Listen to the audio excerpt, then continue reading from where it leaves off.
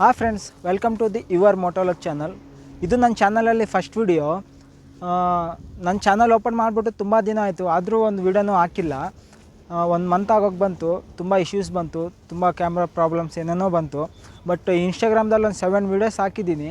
But ತುಂಬ ಜನ message ಮಾಡಿ ಕೇಳ್ತಿದ್ರು, ಏನು ಬ್ರೋ ನೀವು ಯೂಟ್ಯೂಬ್ ಚಾನಲ್ ಇದೆಯಾ, ಕಂಟೆಂಟ್ ಏನಾದರೂ ಕೊಡ್ತಾಯಿದ್ದೀರಾ ಏನೋ ಅಂತ ತುಂಬ ಜನ ಕೇಳಿದ್ರು. ಹೌದು ಬ್ರೋ, ಮಾಡಿದ್ದೀನಿ. ಬಟ್ ಇನ್ನೂ ಯೂಟ್ಯೂಬ್ ಚಾನಲಲ್ಲಿ ನಾನು ಯಾವುದು ವೀಡಿಯೋ ಅಪ್ಲೋಡ್ ಮಾಡಿಲ್ಲ, ಅಪ್ಲೋಡ್ ಮಾಡಬೇಕು ಅಂತ ಹೇಳಿದ್ದೀನಿ. ಯಾಕಂತಂತಂದರೆ ನನ್ನ ಫಸ್ಟ್ ಚಾನಲಲ್ಲಿ ನನ್ನ ನನ್ನ ಬಗ್ಗೆ ಸ್ವಲ್ಪ ರಿವ್ಯೂ ಕೊಟ್ಬಿಟ್ಟು ನಾನು ವೀಡಿಯೋಗಳ್ನ ಸ್ಟಾರ್ಟ್ ಮಾಡಬೇಕಂತಲೇ ವೇಟ್ ಮಾಡ್ತಾಯಿದ್ದೀನಿ. ನನ್ನ ಬಗ್ಗೆ ಹೇಳಬೇಕಾದ್ರೆ ನನ್ನ ಹೆಸರು ಭಗತ್ ಅಂತ. ನಾನು ವಾಟರ್ ಡಿಪಾರ್ಟ್ಮೆಂಟಲ್ಲಿ ವರ್ಕ್ ಮಾಡ್ತೀನಿ. ನನಗೆ ಒಂದು ಯೂಟ್ಯೂಬ್ ಚಾನಲ್ ಓಪನ್ ಮಾಡಬೇಕಂತಂತ ನನಗೊಂದು ಚಿಕ್ಕವನಿದ್ದಾಗಲಿನ್ನೂ ಪ್ಯಾಷನ್ ಇತ್ತು. ಅವಾಗ ಕಾಲೇಜ್ ವಿಷಯದಲ್ಲಿ ಬೆಂಗಳೂರು ಬಂದುಬಿಟ್ಟು ಅದು ಸ್ಕಿಪ್ ಮಾಡಿದೆ. ಇವಾಗ ಎಲ್ಲ ಇದೆ, ಇವಾಗ ಎಲ್ಲ ಮುಗಿದಿದೆ. ಇವಾಗಾದರೂ ಸ್ಟಾರ್ಟ್ ಮಾಡೋಣ ಅಂತ ನಾನು ಯೂಟ್ಯೂಬ್ ಚಾನಲ್ ಓಪನ್ ಮಾಡಿದೆ. ಹಾಗಂತ ನಾನು ಒಳ್ಳೆ ಕಂಟೆಂಟ್ ಕೊಡ್ತೀನೋ ಎಲ್ಲೋ ಗೊತ್ತಿಲ್ಲ, ಬಟ್ ಒಳ್ಳೆ ಕಂಟೆಂಟ್ ಕೊಡೋಕ್ಕೆ ಟ್ರೈ ಮಾಡ್ತೀನಿ. ನೀವು ನನಗೆ ಸಪೋರ್ಟ್ ಮಾಡಿ. ನನ್ನ ಕಂಟೆಂಟ್ ಚೆನ್ನಾಗಿದ್ದರೆ ನೀವು ಲೈಕ್ ಮಾಡಿ, ಸಬ್ಸ್ಕ್ರೈಬ್ ಮಾಡಿ. ನೀವು ಕೊಡೋ ಒಂದು ಲೈಕಿಂದ ನನಗೆ ಇನ್ಸ್ಪೈರ್ ಆಗುತ್ತೆ. ನೆಕ್ಸ್ಟ್ ವೀಡಿಯೋ ಮಾಡೋಕ್ಕೆ ನನಗೆ ಒಂಥರ ಸ್ಫೂರ್ತಿ ಆಗಿಬಿಟ್ಟು ನಾನು ಒಳ್ಳೆ ಕಂಟೆಂಟ್ ಕೊಡೋಕ್ಕೆ ಇಷ್ಟಪಡ್ತೀನಿ. ನಿಮ್ಮ ಫ್ಯಾಮಿಲಿ ಮೆಂಬರ್ಗೆ ನನ್ನ ಚಾನಲ್ ಸಜೆಸ್ಟ್ ಮಾಡಿ. ನಾನು ಯಾವ ಕಂಟೆಂಟ್ ಕೊಡಬೇಕಾ ಅನ್ನೋದ್ರ ಬಗ್ಗೆ ನೀವು ಕಾಮೆಂಟ್ ಮಾಡಿ. ನಂದು ಏನಾದರೂ ರಾಂಗ್ಸ್ ಇದ್ದರೆ, ತಪ್ಪುಗಳಿದ್ದರೆ ನನಗೆ ಕಾಮೆಂಟಲ್ಲಿ ಇನ್ಫಾರ್ಮ್ ಮಾಡಿ. ನಾನು ಆ ತಪ್ಪುಗಳನ್ನ ಸರಿಪಡಿಸ್ಕೊಳ್ಳೋಕ್ಕೆ ಇದು ಇವಾಗ ನನ್ನ ಬೈಕ್ ಬಗ್ಗೆ ಮಾತಾಡೋಂಥ ವಿಷಯ ಏನೂ ಇಲ್ಲ. ಇದು ಹೈ ಲೆವೆಲ್ CC ಬೈಕ್ ಏನಲ್ಲ. ಸ್ವಲ್ಪ ಜನ ಬೈಕ್ CC ನೋಡಿಬಿಟ್ಟು ಫಾಲೋ ಮಾಡ್ತಾರೆ, ಸಬ್ಸ್ಕ್ರೈಬ್ ಮಾಡ್ತಾರೆ. ಬಟ್ ನನಗೆ ಈ ಗಾಡಿ ಬಗ್ಗೆ ಹೇಳ್ಬೇಕಂತಂತಂದರೆ, ಇದು 2025 ಡಿಸೆಂಬರಲ್ಲಿ ಲಾಂಚ್ ಆಗಿರೋ UZ ಮಾಡೆಲ್ ಬೈಕು. ಇದರಲ್ಲಿ ಟರ್ನ್ ಬೈ ಟರ್ನ್ ನ್ಯಾವಿಗೇಷನ್ ಬರುತ್ತೆ, ಬ್ಲೂಟೂತ್ ಸಿಸ್ಟಮ್ ಬರುತ್ತೆ, ವಿತ್ ABS ಬರುತ್ತೆ, ಸಿಂಗಲ್ ಡಿಸ್ಕ್ ABS ಬರುತ್ತೆ. ಇದರಲ್ಲಿ ತುಂಬ ಕಲರ್ ಆಪ್ಷನ್ಸ್ ಇದೆ. ಇದು ನನಗೆ ಇಷ್ಟ ಆಗಿರೋದು ಮಾತ್ರ ವೈಟ್ ಆ್ಯಂಡ್ ಪಿಂಕು. ಈ ಡಿಸೈನ್ ತುಂಬ ಸೂಪರ್ ಇದೆ ಅಂತ ನಾನು ಇದು ತೊಗೊಂಡೆ. ಇದು CC ಬಂದ್ಬಿಟ್ಟು 124.45 CC ಬರುತ್ತೆ.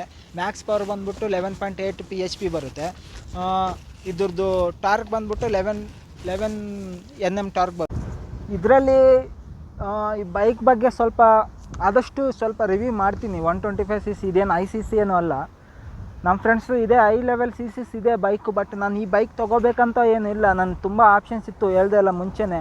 ನನ್ನ ಡ್ರೀಮ್ ಬೈಕ್ ಬಂದ್ಬಿಟ್ಟು KTM ಡ್ಯೂಕ್ 390. ಬಟ್ ಅದು ಸ್ಕಿಪ್ ಮಾಡಿಬಿಟ್ಟು ಇದೇ ತೊಗೊಂಡೆ. ಬಟ್ ಇದು ತೊಗೊಂಡಿದ್ದಕ್ಕೆ ನನಗೇನು ಬೇಜಾರಾಗಿಲ್ಲ. 6-7 ಮಂತ್ಸ್ ಆಯಿತು ಈ ಬೈಕ್ ತೊಗೊಂಡು. ಬಟ್ ಇವತ್ತಿನವರೆಗೂ ಯಾವ ಬ್ಯಾಡಾಗಿ ನನಗೆ ಈ ಬೈಕಲ್ಲಿ ಏನೂ ಅನಿಸಿಲ್ಲ. ಇದು ನನಗೆ, ನಾನು ಇದನ್ನು ಸಾಕೋದಕ್ಕಿಂತ ಇದೇ ನನ್ನನ್ನು ಸಾಕ್ತಾ ಇದೆ. ಬಟ್ ಈ ಬೈಕ್ ನಾನು ಲೈಕ್ ಮಾಡ್ತೀನಿ. ಬಟ್ ಫ್ಯೂಚರಲ್ಲಿ ನಾನು ICC ಗಾಡಿ ತೊಗೊಳ್ತೀನಿ. ಬಟ್ ಇದರಲ್ಲಿ ಎಕ್ಸ್ಪ್ಲೋರ್ ಮಾಡಬೇಕಾಗಿರೋದು ತುಂಬ ಇದೆ. ಇದು ಅಷ್ಟು ನೋಡೋಕ್ಕೆ 125 CC ಥರನೂ ಕಂಡ್ರೂ ಇದು ಸ್ವಲ್ಪ ದೊಡ್ಡ ಬೈಕ್ ಥರನೇ ಕಾಣಿಸೋದು. ಬಟ್ ಕೆಲವು ಜನಗಳಿಗೆ ಈ ಬೈಕಿಗೂ ಡ್ರೀಮ್ ಆಗಿರುತ್ತೆ. ಬಟ್ ನಂದು ಡ್ರೀಮ್ ಏನಿಲ್ಲ, ತೊಗೊಂಡಿದ್ದೀನಿ ಅಷ್ಟೇ.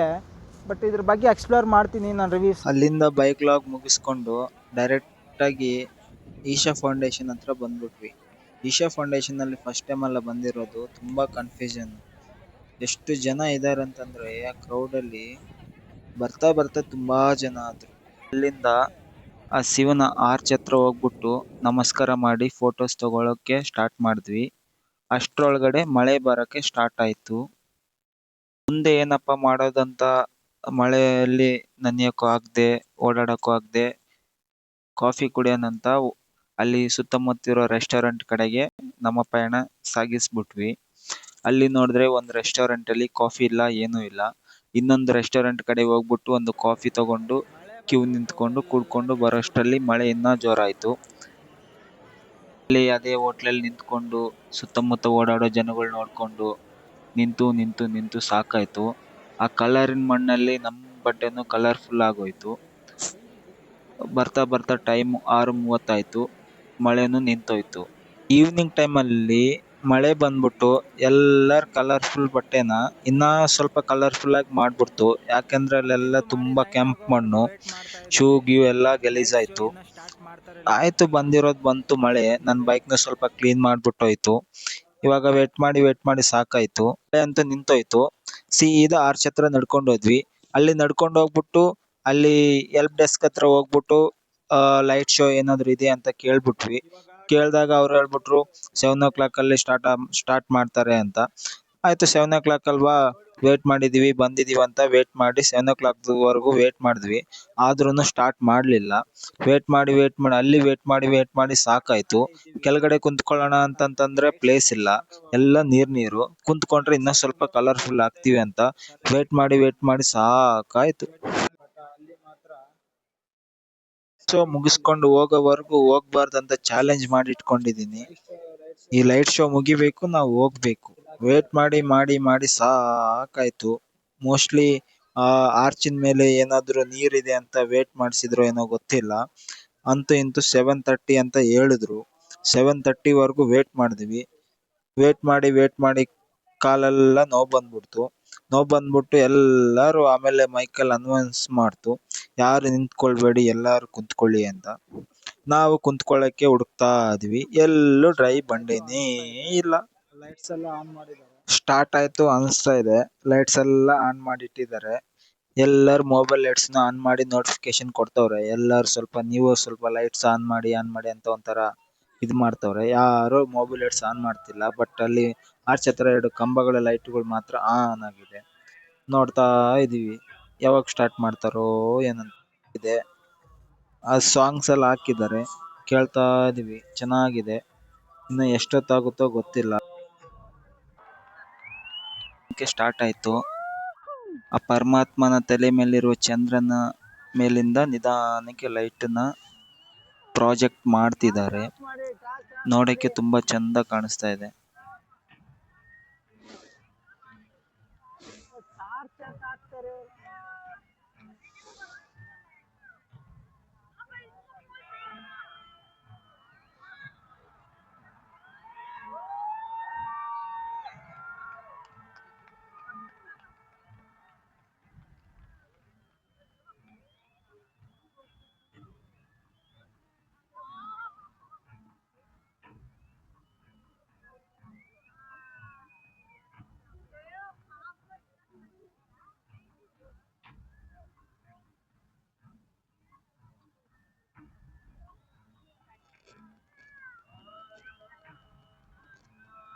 ಹರ ಹರ ಮಹಾದೇವ ಶಂಭೋ Shankara.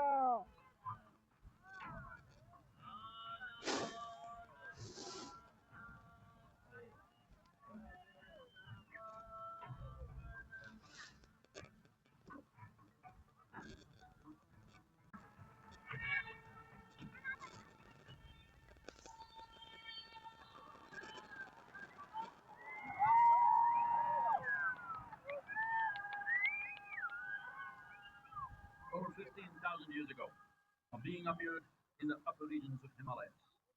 No one knew who he was, where he came from. But when his ecstasy allowed him, some moment, he danced wildly.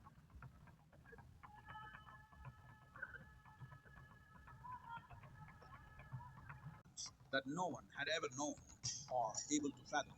They called him a yogi, as he was the first one, the Adi Yogi.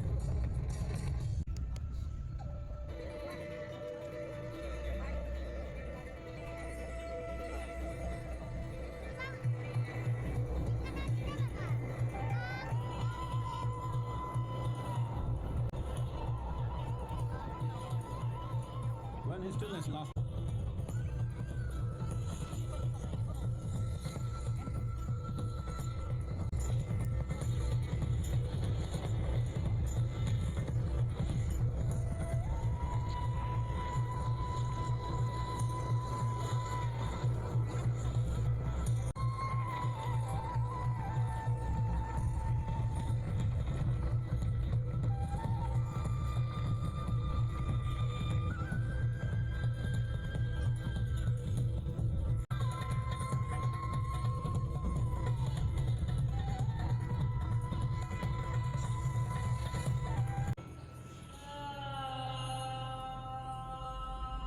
he transmitted the profound science of yoga in its full depth and dimension of creation.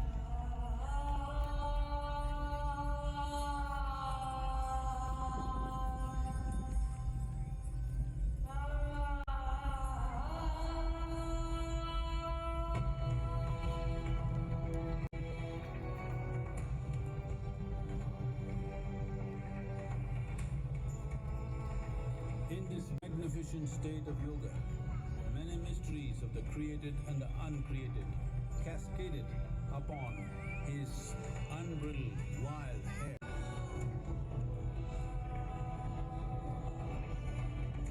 It was a vision of the very core of the cosmos in all its profundity and magnificence, a vision of the unfathomable mysteries.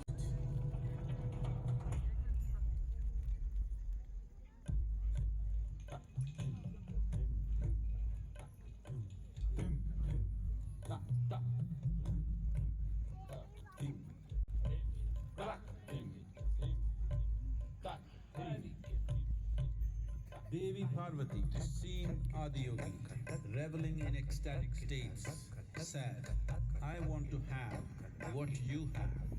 Show me the way.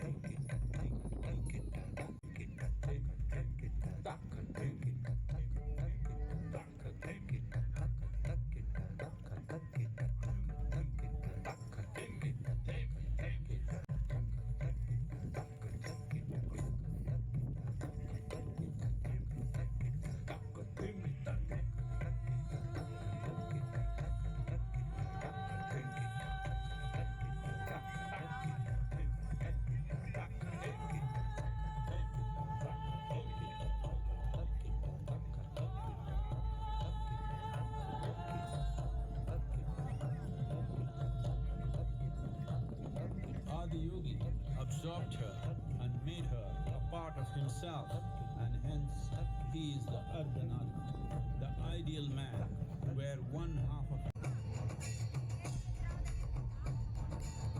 seeing the splendor of this magnificent union, Ghanas, his constant companions, asked, what about us?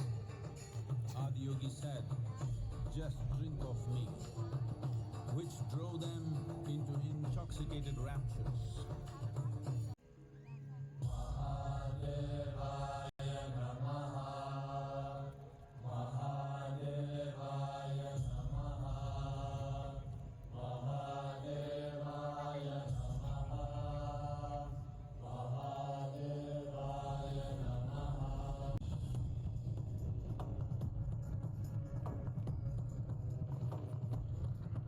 Seven sages, the Saptarishis, took the sacred science of yoga in all its forms to human habitations across the planet, which turned into crucibles of civilization.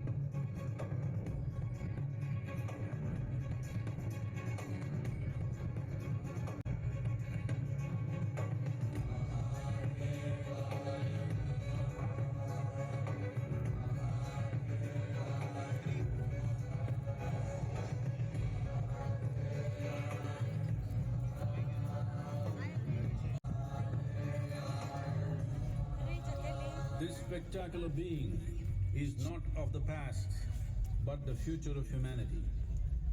To move humanity from hallucinations of ups and downs to nameless ecstasies of one's interiority. Mahadev